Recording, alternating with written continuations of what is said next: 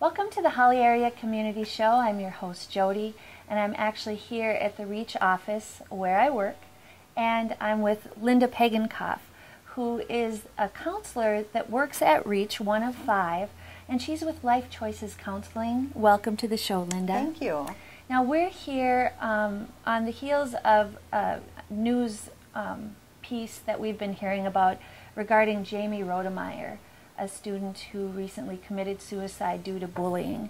And so we wanted to bring some awareness to the topic of bullying and suicide and just talk about it at this level. So thank you so much for coming to talk about such a difficult topic. And you're very welcome, and I'm very happy to be here. Yeah, so let's start with the bullying, which I can recall, and I would think that most people recall their school days and either witnessing it or being a part of it in some way. But what do you as a counselor, how do you define bullying exactly? Well, if I were to define it, I would say there's like three different parts to it. And the first one I would talk about would be the imbalance of power.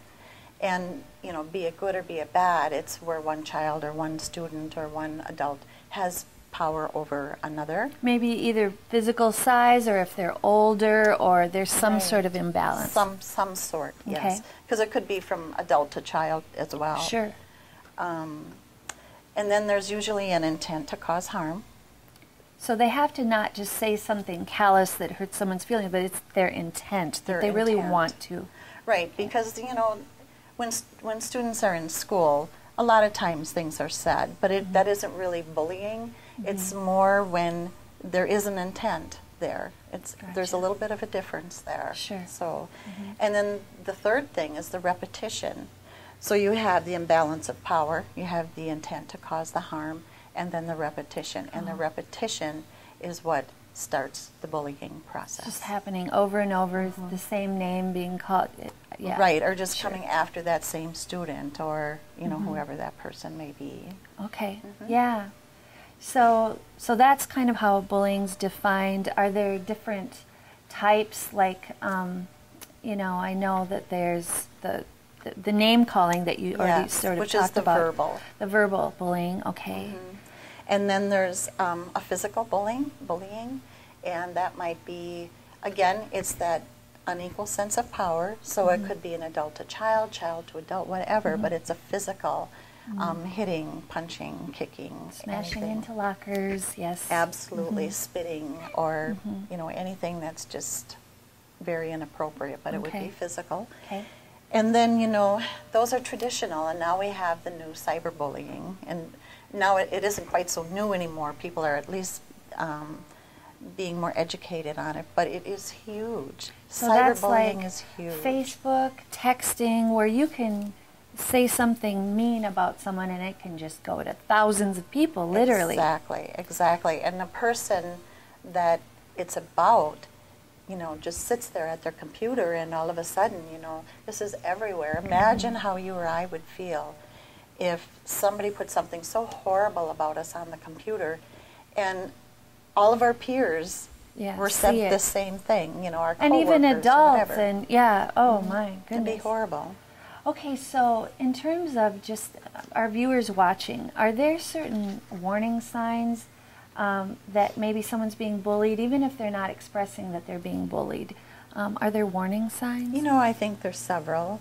And it doesn't mean that they have to have all of them, or, you know, that because, for instance, one of the warning signs is that they don't get along well with others. Just because the child isn't getting along with others doesn't mean he's necessarily being bullied, but it is a warning sign. Okay. Another one is, you know, they're less popular with their peers. They may have few to no friends. You know, when I meet with kids that have been bullied, those are some of the things that they tell me. But they just don't have a support system. They just don't have those friends. No.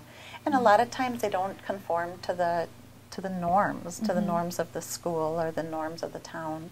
You know, they're a little bit different.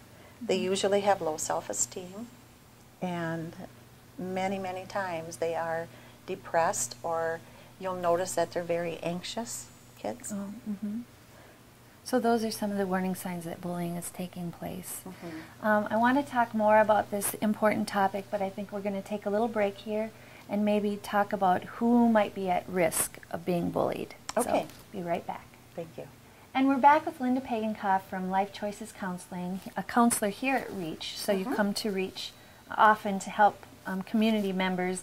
And we're talking about bullying, and I guess what a lot of people, they have a perception maybe that living in small towns like we do, or going to a smaller school, that maybe we're a little more immune to bullying. Is that the case? Actually, we're not. It's pretty equal all the way around, whether you're in a larger school or smaller school. How about girls and boys? Is there more bullying, say, from I would one say gender?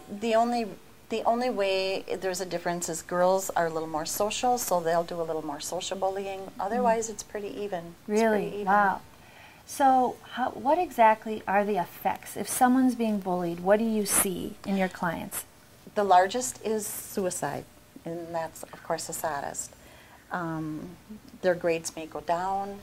They may not go to school anymore. They may not live in their home anymore. You know, it is a tragedy for the person that's doing the bullying and for the person that's becoming bullied. It's a tragedy. So they really need help. They need, Yes, they do. They need the school, they need their parents, they need neighbors to become Absolutely. involved. How can we become involved as a community? What sort of awareness do we need to make this end? Because I do think that people think it's a normal part of growing up. And it does not But- need to be. And none of us would want to go into a workplace where we're being treated like some of the children are being treated in Exactly. schools. So what can we do? Well, and if we were in an office, there's laws against that, you know, and that would be my hope down the road, is that there would be laws against bullying. But until then, it takes a village to raise a child. And so we need all of us to help with the intervention. Call your schools, call law enforcement, interrupt the bullying if you see it on the street. But everybody needs to be involved, not just the parents, not just the kids, but we all, our schools, churches, everybody. We need Yeah, to be. and when we're talking about suicide, that's a whole other show. Absolutely. But if we see those signs, then someone can always call REACH, and we Yes. have some nice tools for helping people, even Yes, we just do. confronting the issue head on, Right. asking the child, or Never be afraid to ask if somebody's planning to commit suicide. Well, we're Very so glad important. you're here to support our community members, and so if anyone needs more information, please don't hesitate to call REACH at 483-3145. Thank you so much, Linda, Thank for you. coming today. Thank you for having me. Until next time.